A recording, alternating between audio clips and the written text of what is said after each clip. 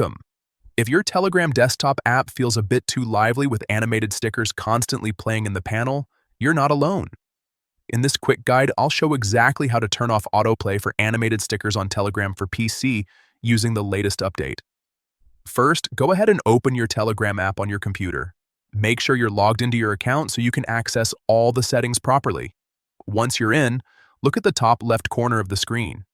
You'll see 3 horizontal lines, also known as the menu icon. Click on that to open the main menu. From the menu, scroll down and select Settings. This is where Telegram keeps all customization options for your account and app behavior. Inside Settings, find and click on Battery and Animations. This section controls how Telegram handles animations, which can affect both performance and distraction levels while you're using the app. Now, look for the option called Animated Stickers. Make sure this is enabled first because the autoplay setting only appears when animated stickers are turned on. Right below that, you'll see Autoplay in panel. This is the setting that controls whether stickers automatically move when you open the sticker panel. Simply toggle this option off to stop the animations from playing automatically.